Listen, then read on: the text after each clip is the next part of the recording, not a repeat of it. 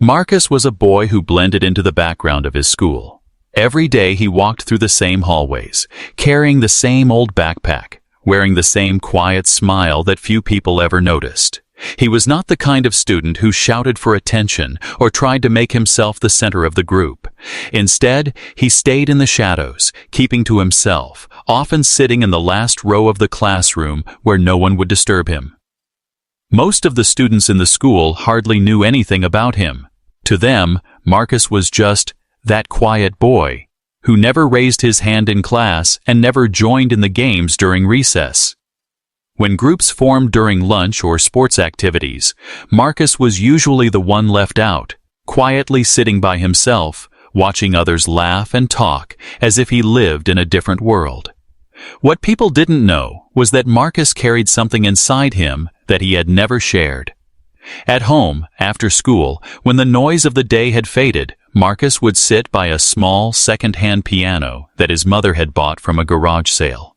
The piano was old, some keys didn't work properly, and the wood was scratched. But to Marcus, it was a treasure. It was the one place where he felt free, where he could express what he couldn't say in words. Every evening, when the world outside grew quiet, he would sit down, close his eyes, and let his fingers dance across the keys. He wasn't taught by a teacher. He had no formal training. Instead, he listened to sounds, to songs he heard on the radio, and he practiced them again and again until the music became his own. Sometimes he created his own melodies, pouring into them all the feelings he carried, the loneliness, the hope, the dreams he never told anyone about. But in school, none of this was visible. His classmates only saw the quiet boy who spoke little and kept his head down. They teased him sometimes, calling him shy or strange. Some even laughed at the way he avoided crowds or spent his free time reading instead of joining their noisy fun. Marcus never responded with anger. He just lowered his eyes and kept walking. Deep inside, though, he often wondered if people would ever see who he truly was. Teachers noticed him, but not in the way that mattered. They thought of him as polite, well-behaved, but unremarkable. He never caused trouble, never broke rules, and because of that, he was easy to overlook. No one thought of him as talented. No one guessed he had a gift waiting to be discovered. Life at home was not easy either. His mother worked long hours to support the family, and Marcus understood he could not ask for much. He wore hand-me-down clothes and carried used notebooks, but he never complained. Instead, he poured his heart into music. The piano became his secret world, a world where he was not the quiet boy in the back row, but someone powerful, someone who could make people feel joy, sadness, or wonder with just a few notes. Marcus dreamed of one day showing this side of himself, but fear always held him back. He worried that if people laughed at him, it would break the one thing that gave him strength. So he kept his music hidden like a secret treasure that belonged only to him. Yet, even though no one at school knew about his talent, there were small hints of the passion inside him. Sometimes during music class, his eyes would light up when instruments were mentioned. Sometimes his fingers tapped lightly on the desk in rhythm, as if playing invisible keys. But no one paid enough attention to notice these details. To most people, Marcus was invisible. And maybe that was why the principal chose him later that day during the assembly. To the principal, Marcus seemed like the perfect target for a harmless joke, the quiet boy no one expected much from. The principal didn't realize that behind that silence was a storm of music waiting to break free. In those early days, Marcus carried both pain and strength. Pain because he felt unseen and underestimated. Strength because he had built a world inside himself where music gave him confidence, even if no one else recognized it. This balance of struggle and hidden beauty made him different, though nobody at school could see it yet. The truth was that Marcus was not ordinary at all. He was extraordinary, but his brilliance was still hidden beneath layers of shyness, poverty, and misunderstanding. The stage was waiting for him, though he didn't know it yet. Soon, the same hallways where he walked unnoticed would echo with the sound of his music. Soon, the classmates who laughed at him would sit in stunned silence. And soon, the quiet boy would become unforgettable. The school auditorium was buzzing with excitement that morning. It was one of those rare days when classes were suspended for a special assembly. Students filled the seats, whispering, giggling, and waiting for something interesting to happen. Teachers stood at the sides, keeping watch but also enjoying the break from their usual routine. The atmosphere was light, playful, and expectant. On stage stood the school principal, a man who was known for his strict rules, but also for his occasional attempts at humor. He liked to believe that a good laugh could bring the students together, but sometimes his jokes carried a sting. That day, as he scanned the crowd, his eyes landed on Marcus, the quiet boy who always tried to disappear into the background. Marcus had taken a seat near the back, as usual. He didn't want to draw attention to himself, but fate had other plans. The principal, perhaps wanting to entertain the restless students, suddenly pointed toward him. "You there," the principal said loudly, his voice echoing through the microphone. "Why don't you come up and give us a little performance on the piano?" The students erupted in laughter. Everyone knew Marcus was the quiet one, the boy who hardly spoke. The idea of him performing on stage seemed ridiculous, almost comical. To many, it felt like a harmless prank, a way to make the audience chuckle and lighten the mood. Marcus froze in his seat. His heart began to pound so loudly he could hear it in his ears. For a moment he hoped the principal was joking, that he would move on and pick someone else, but the man kept staring at him, gesturing for him to come forward. "Come on now," the principal urged, smiling in a way that wasn't entirely kind. "Let's see what you've got. Don't be shy." The laughter in the auditorium grew louder.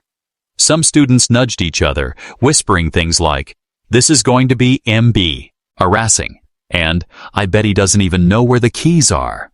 A few even clapped mockingly, encouraging Marcus to go on stage. Every step Marcus took toward the front felt heavier than the last. His legs trembled, his palms were sweaty, and his throat went dry. He didn't want to be the center of attention. He didn't want to be laughed at, but the principal's order left him no choice. Slowly, with his eyes lowered, he walked toward the piano that stood in the corner of the stage. The old piano had been in the school for years. Its paint was chipped, and it was rarely used except for the occasional music class. Most people thought it was more decoration than instrument. To Marcus, though, the sight of it brought a strange mix of fear and familiarity. This was his secret world, the thing he loved most, now exposed to everyone who expected nothing but failure. As he reached the stage, the noise from the audience grew. Some students shouted jokes, others laughed openly. Marcus felt the heat rise in his cheeks, the kind of burning embarrassment that makes you want to disappear. Even the teachers were smiling, not out of cruelty, but out of the belief that this was all just light-hearted fun. The principal leaned closer to the microphone and added one final push. "Well, let's see if our young man here has any hidden talent. Go ahead, son. Play us something." To Marcus, those words cut deep. He knew the principal wasn't expecting him to succeed. He knew the audience wasn't waiting for music. They were waiting for a mistake, for a moment of awkwardness they could laugh about later. The prank was clear. Put the quiet boy on the spot and watch him crumble. But inside Marcus, something began to shift. Standing there, with everyone waiting for him to fail, he felt a sudden determination rising in his chest. Maybe it was the years of keeping his music hidden. Maybe it was the sting of being underestimated again and again. Or maybe it was just the voice inside him whispering that this was his moment. He slowly pulled out the bench and sat down. The room grew quieter, though the occasional giggle still echoed from the back rows. He placed his trembling fingers above the keys. For a second, he considered playing randomly, just to get it over with. But then he remembered the countless evenings at home, the hours spent teaching himself, the melodies that had become his escape from loneliness. No, he thought, this was not going to be a joke. This was his chance to show them who he truly was. The laughter began to fade as the students noticed Marcus's serious expression. His fingers rested gently on the piano keys, his back straightened, and his eyes closed for a moment, as if he were connecting with the instrument. The prank had suddenly. I shifted into something unexpected. And in that silence, right before the first note, the entire school waited, some still amused, some skeptical, and a few curious. Nobody knew what was about to happen, not even the principal. Marcus took a deep breath. The prank that was meant to embarrass him was about to turn into something unforgettable. As Marcus sat at the piano, the air inside the auditorium grew thick with expectation. The laughter that had filled the room only moments before began to fade into a scattered hum of whispers. Students leaned forward in their seats, some with mocking smiles, others with curiosity, waiting to see what would happen next. The teachers, who had been amused at first, now exchanged glances, unsure if this moment was about to turn awkward or surprising. Marcus's fingers hovered above the keys. To the crowd, he still looked nervous, almost fragile, like a boy being pushed into something he wasn't ready for. Some whispered bets to each other, predicting he would stumble after the first few notes, while others nudged their friends, eager to laugh at the show. The prank had worked so far, it had everyone's attention. But then came the first sound. The moment his fingers pressed the keys, a soft, gentle note floated through the air. It wasn't random. It wasn't clumsy. It was deliberate, controlled, and unexpectedly beautiful. A hush fell over the room as Marcus continued, his hands moving with surprising grace. The crowd, which had been waiting for a disaster, now sat frozen. The laughter stopped, replaced by stunned silence. Each note blended into the next, forming a melody that carried weight and emotion. It was clear this wasn't the first time Marcus had touched a piano. His movements were fluid, natural, as though he had been born to play. The music swelled, filling the auditorium with a richness that no one had expected to hear from a boy who had been invisible to them until now. The students stared in disbelief. The same boy they had overlooked, teased and ignored, was now commanding the entire room without saying a single word. His music spoke for him, telling a story of hidden pain, strength, and dreams that no one had ever thought to ask about. In the front row, a group of students who had been laughing the loudest earlier now sat wide-eyed, their mouths slightly open. A girl who had whispered, "He's going to embarrass himself," just minutes before now, leaned forward, unable to look away. Even the teachers, who had been smiling politely at the start, were now completely still, their expressions shifting from amusement to astonishment. The principal, standing at the side of the stage, felt the weight of his prank turn heavy on his shoulders. He had expected a quick laugh, an easy joke. But now, as he watched Marcus pour his soul into the piano, he realized that he had underestimated the boy entirely. The prank was no longer funny. It had backfired in the most incredible way. Marcus played with a depth that seemed far beyond his age. His fingers moved swiftly, sometimes delicately brushing the keys, sometimes striking them with power, creating waves of sound that filled every corner of the auditorium. Each note carried emotion, sorrow, joy, hope, all woven together into a performance that could not be ignored. The audience's reaction shifted again. Where there had been silence, there was now awe. Some students exchanged glances as if asking silently, "Is this really happening?" A few began to nod along with the rhythm, their skepticism melting away into admiration. Even those who had little interest in music felt the pull of the performance. It wasn't just about notes and melody anymore. It was about witnessing something genuine, something extraordinary unfolding right before their eyes. Marcus himself seemed transformed. The shy, quiet boy was gone. In his place was a musician, confident and passionate, completely at home with the piano. He no longer looked afraid. His face was calm, his eyes closed at times as though he were lost in the music. For once, he wasn't being laughed at. He was being heard. The longer he played, the deeper the silence grew. Nobody moved. Nobody dared to interrupt.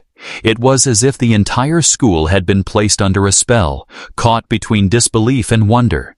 The same instrument that had been chosen as the stage for a prank had now become the platform for one of the most powerful performances the school had ever seen.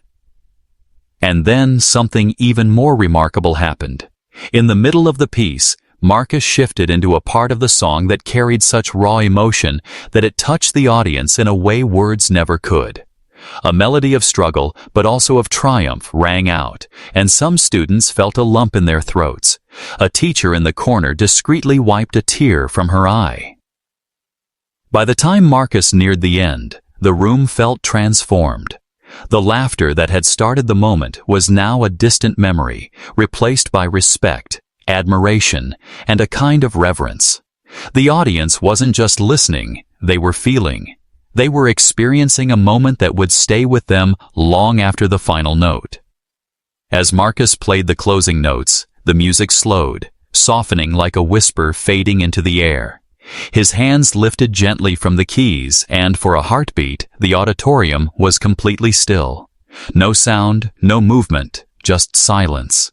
It was the silence of awe, the kind that follows something unforgettable. Then, like a wave crashing onto the shore, the room erupted. Applause thundered from every corner. Students jumped to their feet, clapping and cheering. Some whistled, some shouted his name, and others simply stood in stunned admiration, unable to believe what they had just witnessed. Marcus, who had walked onto the stage with trembling hands and lowered eyes, now sat at the piano with his head bowed, not in shame, but in quiet triumph. For the first time, he was not invisible. He was not the quiet boy in the back row. He was the star of the moment, the boy whose music had silenced laughter and filled the school with awe. The room was silent, the kind of silence that feels heavy, like the air itself is holding its breath. Marcus sat on the piano bench, his small frame looking almost swallowed by the massive stage. For a moment, even he wondered if he could do it. His heart raced, his fingers trembled, and the echo of the students' laughter still lingered in his ears. But then his fingertips touched the keys. The very first sound that slipped from the piano was soft, almost fragile. It was a single note, gentle but steady, like the first drop of rain before a storm. That one note told Marcus something he already knew deep inside, that this was his world. The keys were not his enemy. They were his oldest friends, the ones who had comforted him in lonely nights and whispered hope into his heart when no one else listened. The audience, still expecting chaos or a clumsy mistake, leaned closer, but instead of random banging on the keys, they heard the opening of a melody, delicate, careful, yet filled with purpose. Marcus began slowly, letting his fingers adjust, letting the music stretch its wings. The notes blended into each other, building a rhythm that flowed like water across rocks. Each sound carried a piece of him, his struggles, his quiet strength, his secret hours of practice when the world thought he was just a silent boy in the corner. At first, the students were unsure. A few chuckles tried to rise, but they died quickly. This wasn't a joke. This wasn't the prank they had been promised. This was something else, something real. Marcus grew bolder. His hands moved faster now, striking keys with confidence. The melody deepened, swelling like a voice that had been silent for too long but now demanded to be heard. His back straightened, his head lifted slightly, and he no longer looked like a nervous boy, but like someone who belonged to the stage. Every note was a revelation. The keys sang of hidden talent, of long nights spent practicing on an old, broken piano at home. They told a story of resilience, of a boy who had been underestimated time and time again, but who had built his own world of beauty in secret. The piano became his voice, louder and more powerful than anything he could ever have said aloud. The students stared, unable to move. A boy they thought they knew was vanishing before their eyes, replaced by someone extraordinary. The teachers, who had smiled politely at first, now stood transfixed, their faces lit by the glow of something they hadn't expected. A moment of pure talent, unfolding before them. Marcus's fingers danced across the keys, sometimes flying in bursts of speed, sometimes slowing into gentle whispers of sound. The shifts in tempo pulled at the audience's emotions, making them lean forward, then sit back, their hearts rising and falling with the music. It wasn't just a performance, it was a journey, and Marcus was guiding them through it with every chord. The principal, who had started the prank with an easy smirk, now stood frozen at the side of the stage. His face no longer carried humor, it carried awe.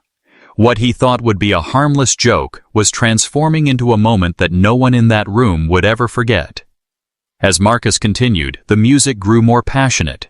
He struck the keys with power, letting the sound echo through the auditorium like a voice finally shouting after years of silence. The energy of the performance spread through the crowd, leaving goosebumps on the skin of those who listened.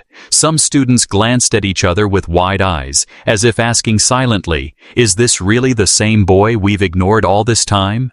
The music soared higher, filling every corner of the room. It carried a strength that seemed larger than Marcus himself, as though he was channeling something beyond him, something divine.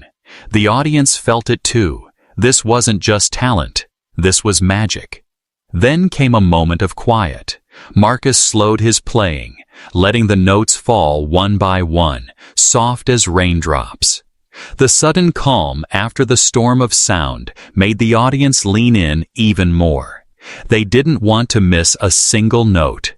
It was as if Marcus had them in the palm of his hand, commanding silence, commanding attention, commanding respect.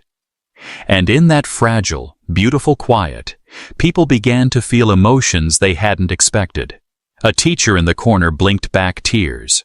A group of boys who had mocked Marcus before now sat with their heads bowed, ashamed of their laughter. Even the principal felt a sting in his chest, realizing that his prank had opened a door to something far more powerful than a joke. As the piece continued, Marcus no longer thought about the crowd, or the laughter, or even the principal. He thought only about the music.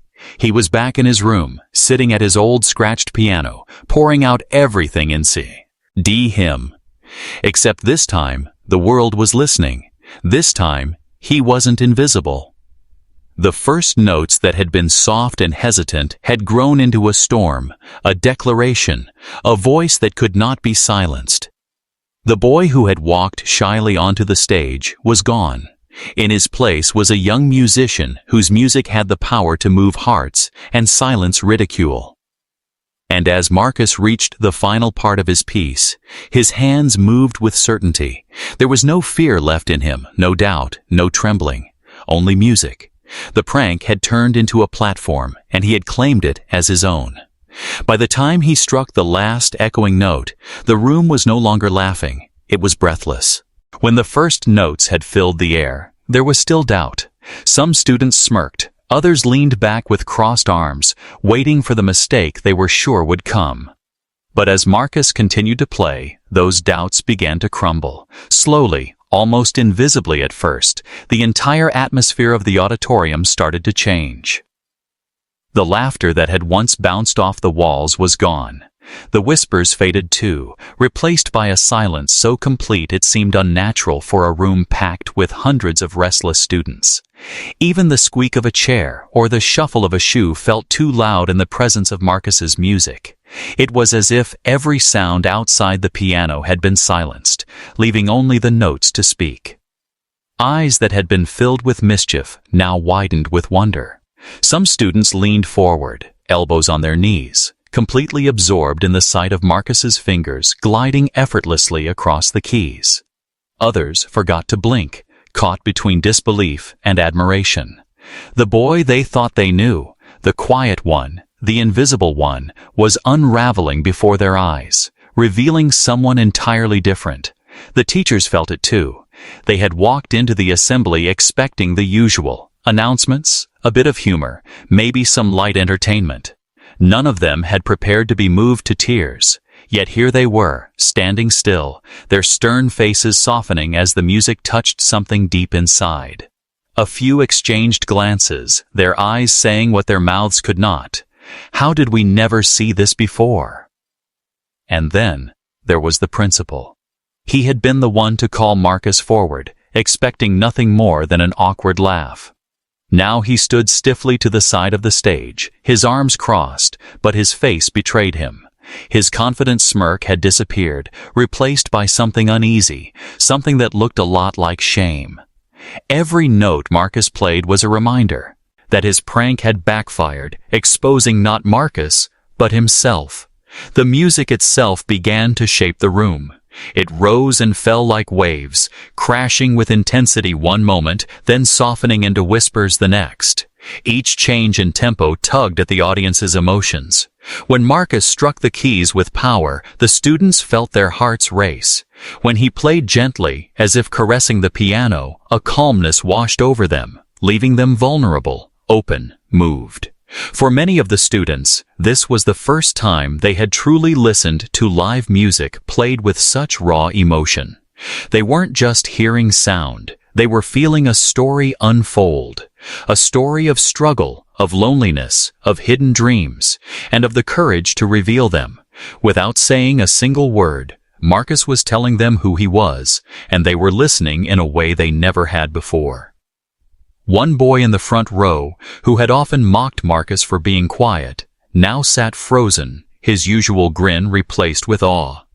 A girl who had once ignored him during group projects wiped the corner of her eye, surprised by the tears she felt. Even the rowdy group in the back, who had started the loudest laughs, sat in silence, their heads tilted, their eyes glued to the stage. It was more than just music. It was a transformation. The room itself seemed to shift, as if the walls were breathing in the sound, as if the air had grown heavy with meaning. What began as a prank had turned into a performance that united everyone in the room, binding them with invisible threads of melody. Marcus, meanwhile, had changed too. When he first walked to the piano, he had looked small, hesitant, unsure. Now, as he played, he looked powerful. His back was straight, his fingers steady, his expression calm but intense. He was no longer the boy trying to escape laughter. He was the boy commanding respect, and the respect came willingly, rising from every airy seat in the auditorium. As the music continued, the transformation deepened.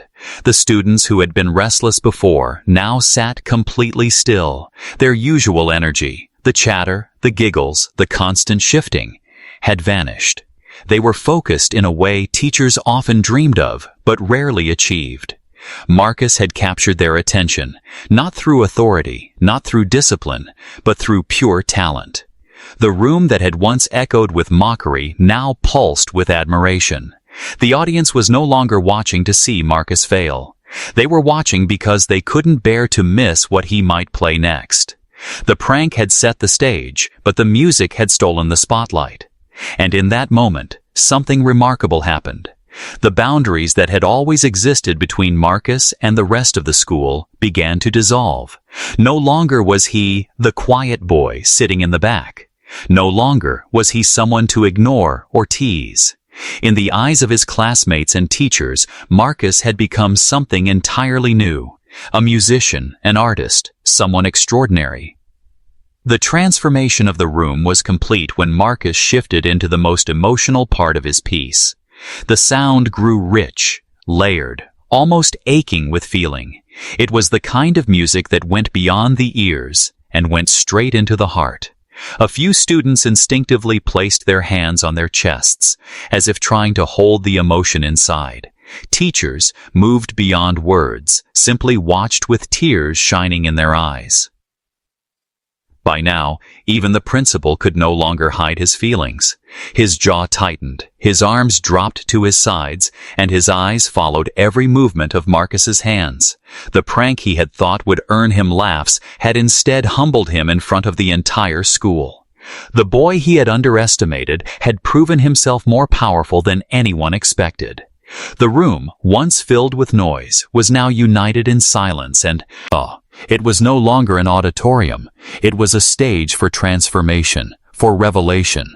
And at the center of it all was Marcus, the boy who had turned humiliation into triumph, laughter into respect, and doubt into inspiration. The transformation of the room was not just temporary. It was the beginning of something that would stay with everyone who had been there. They would remember the way the air felt, the way their hearts raced, the way their perceptions shattered and rebuilt in the space of a few minutes.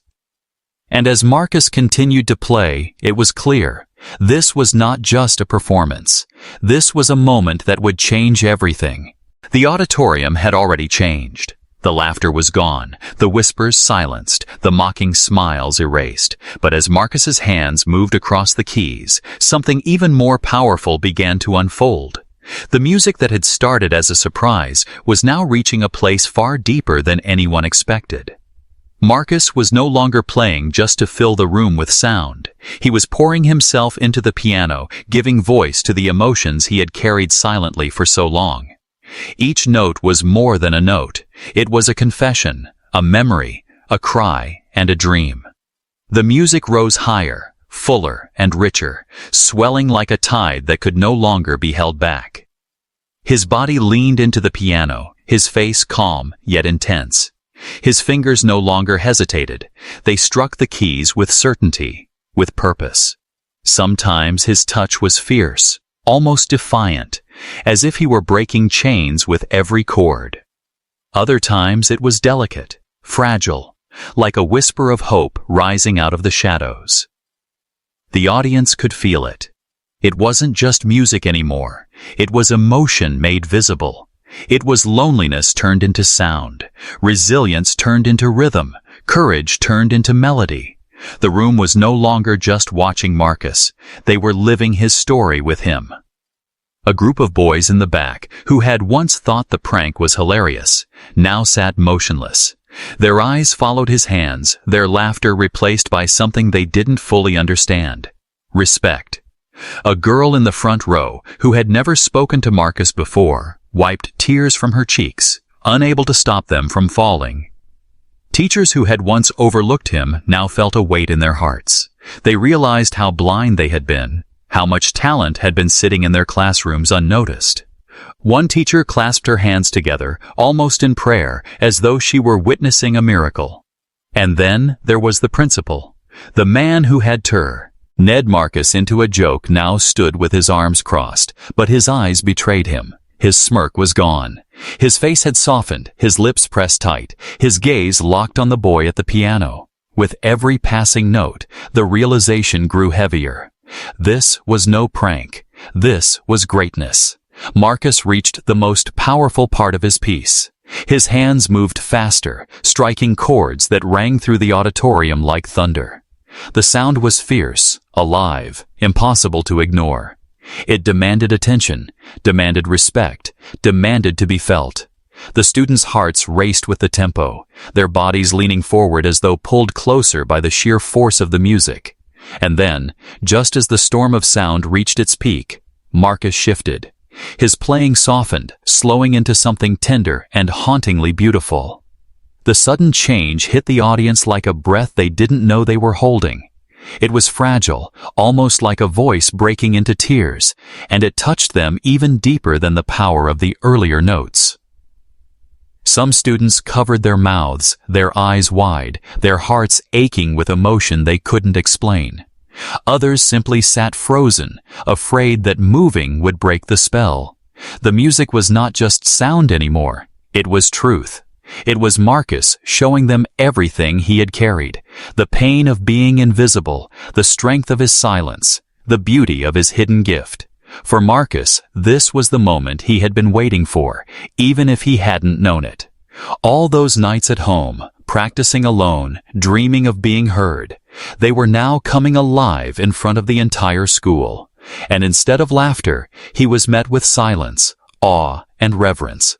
The climax of the piece was more than a performance. It was Marcus standing up to the world without saying a word. It was him proving that the quietest person in the room could carry the loudest voice if only given the chance. The sound filled the air like sunlight breaking through clouds after a storm. It warmed the room, it lit their hearts, it erased every trace of mockery. The transformation was complete. Marcus was no longer the target of a prank. He was the center of admiration. When the music swelled again, reaching its highest point, the energy in the auditorium was almost overwhelming. Students clutched the edges of their seats. Teachers leaned forward, their breath caught. The principal himself blinked hard, fighting emotions he never expected to feel. And then, just as quickly as it had risen, the music began to fall, drifting into a soft, slow rhythm. The storm gave way to calm, the thunder to whispers. Marcus let the notes linger, each one floating through the room like the final words of a story. His hands slowed, his body relaxed, and with one last gentle chord, the music came to an end. The silence that followed was profound. No one moved. No one spoke. It was as if the entire school needed a moment to absorb what they had just witnessed. Marcus lifted his hands from the keys, resting them in his lap, his head slightly bowed. For a few seconds, the only sound in the room was the faint echo of the last note, still hanging in the air. And then it happened. The auditorium erupted. Applause thundered from every corner. Students shot out of their seats, clapping, cheering, whistling. Teachers joined in, some standing with tears streaming down their faces, others shaking their heads in amazement. The room that had once laughed at Marcus was now celebrating him, honoring him, lifting him up. The prank had ended in the most unexpected way, not with embarrassment, but with triumph. The boy they had once overlooked had shown them all the power of hidden talent, and they knew they had witnessed something unforgettable. For Marcus, the climax wasn't just in the music. It was in the moment he realized he was no longer invisible. He had been seen, truly seen, and the respect he had earned that day would echo far beyond the walls of that auditorium. The final note had barely faded when the auditorium erupted into life. At first, it was a few claps, hesitant but strong. Then, in a matter of seconds, the entire room thundered with applause. Students shot to their feet as if pulled by some unseen force, clapping, cheering, even shouting Marcus's name. The same voices that had once laughed at him now roared with admiration. It was overwhelming. The noise rolled like a wave through the hall, bouncing off the walls and ceiling, filling every corner. Some students whistled. Others stomped their feet. The sound was not the kind of casual applause given to a normal performance. It was wild, emotional, and full of awe. It was the sound of respect, of disbelief, of hearts that had been shaken to their core. Marcus sat at the piano, his head bowed, his chest rising and falling as he caught his breath. For a moment, he didn't move. Part of him wondered if this was real. Only minutes earlier, he had walked onto the stage as the target of a prank, expecting laughter. Now the laughter had transformed into cheers so loud they seemed to shake the very ground beneath him. In the crowd, faces told a story all their own. The boys in the back, who had smirked the loudest, now clapped the hardest, their expressions filled with something that looked a lot like regret. The girl who had once ignored Marcus in class was wiping tears, smiling through them as she clapped until her palms hurt. A teacher near the side of the room had covered her mouth with her hand, her eyes glistening as she whispered to a colleague, "I can't believe this. He's incredible." And the principal, standing stiffly at the side of the stage, looked utterly transformed. His smirk was gone, replaced by an expression that mixed shock, pride, and shame all at once. His arms, once crossed in authority, now hung awkwardly at his sides. He couldn't bring himself to clap at first, too humbled by the realization of what he had done. But as the applause grew louder, as students leapt from their seats chanting Marcus's name, even he had no choice but to join in. Slowly, almost reluctantly, the principal raised his hands and began to clap. The students noticed, the teachers noticed, and Marcus noticed too. For the first time, the man who had made him the target of a joke was forced to admit with his actions that he had been wrong. The applause went on and on. It wasn't the kind of polite clapping that faded after a few seconds. It was a standing ovation, long and powerful, as if the crowd needed to prove that they understood the magnitude of what they had just witnessed. The longer it lasted, the more Marcus realized that everything had changed. He was no longer invisible. Finally, as the cheers began to soften, a voice called out from the crowd, "Encore!" Others joined in, shouting, "Play again! One more song!" The students weren't ready for the moment to end. They wanted more, desperate to hold on to the magic a little longer. Marcus gave a small smile, though shy, and shook his head gently. He had already given them everything. He stood slowly from the piano bench, and as he did, the audience erupted once again, clapping louder, cheering harder, shouting his name as though he were a star. He stepped forward, closer to the edge of the stage, and gave a small, respectful bow. It wasn't flashy or dramatic. It was humble, just like him. But that simple gesture made the students cheer even louder, some of them jumping up and down as if they had just seen their favorite celebrity. For Marcus, it was surreal. He had dreamed of being heard, of being recognized, but he had never imagined it would happen like this. The boy who had walked into the assembly as the subject of a prank had now become the hero of the day. When the noise finally settled, the principal cleared his throat and stepped forward, taking the microphone in his hand. His voice wavered slightly as he spoke, though he tried to mask it with authority. "Ladies and gentlemen," he said, pausing as the crowd quieted, "I believe we've all just witnessed something extraordinary." He turned to Marcus, his face serious but respectful. "Young man, I owe you an apology. What began as a joke has turned into one of the most remarkable moments in this school's history. You have a gift we should all be proud of."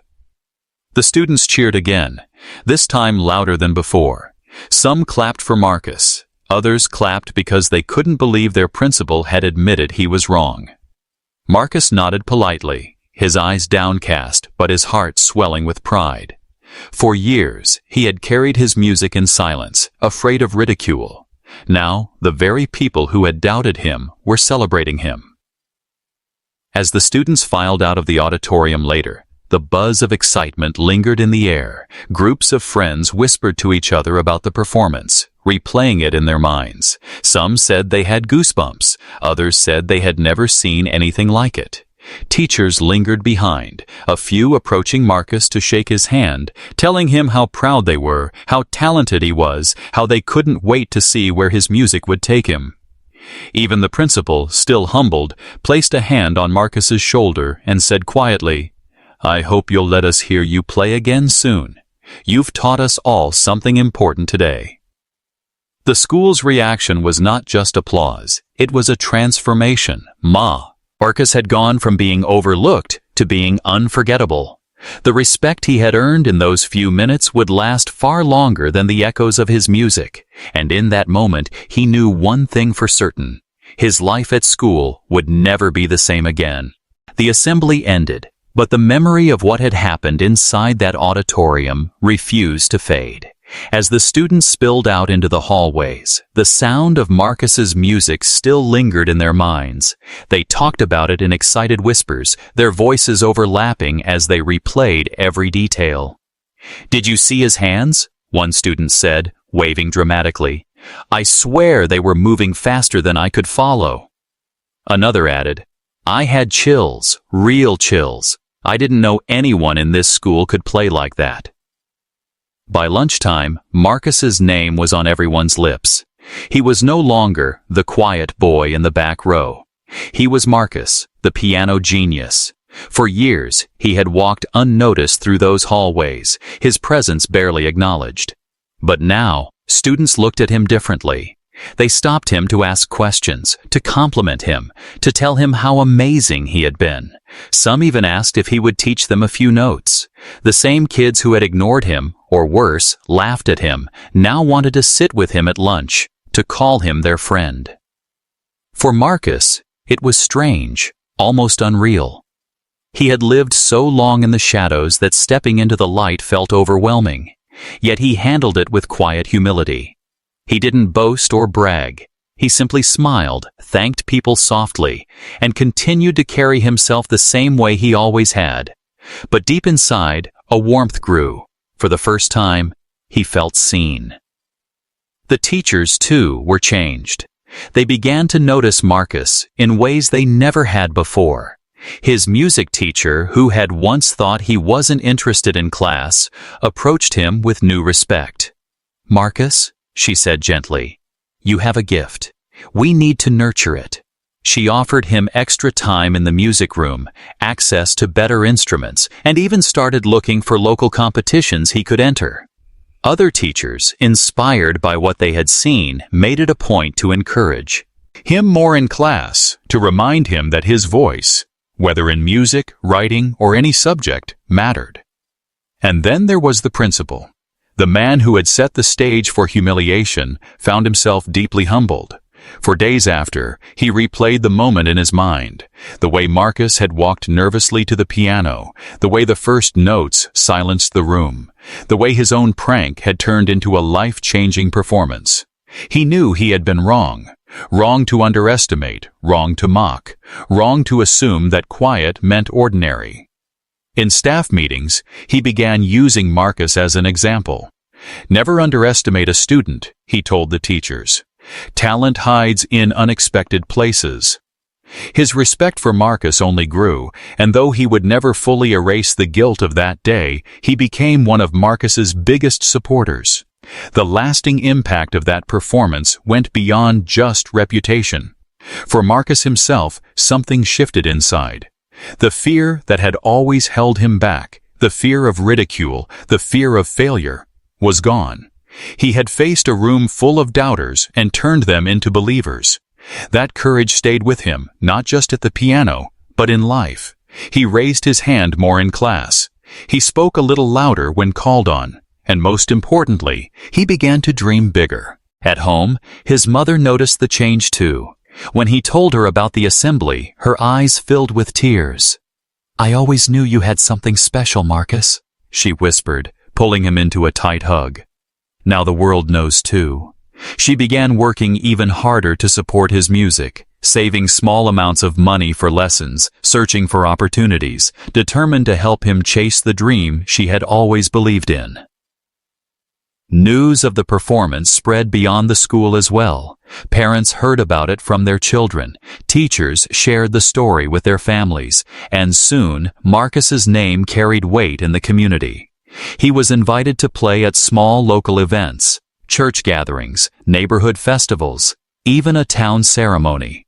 Each time he sat at the piano, people remembered the boy who had once been a prank, now turned into a prodigy. But perhaps the greatest impact was the lesson Marcus had unknowingly taught everyone who witnessed that day. The students learned never to judge someone by their silence, never to assume weakness where there might be hidden strength. The teachers learned to look closer at their students, to search for the quiet talents that might otherwise go unnoticed.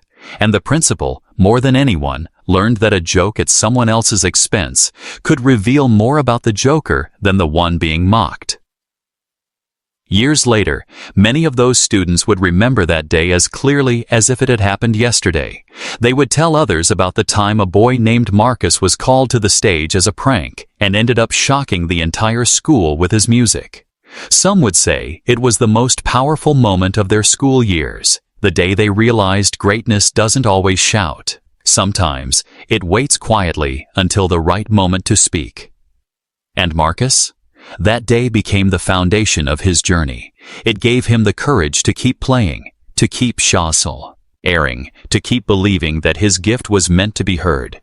He didn't stay the quiet boy anymore. He became the young man whose music inspired others, whose story reminded people that the most unexpected moments can change everything. The prank had started as a joke, but it ended as a legend. And from that moment forward, Marcus's life was no longer defined by silence. It was defined by music,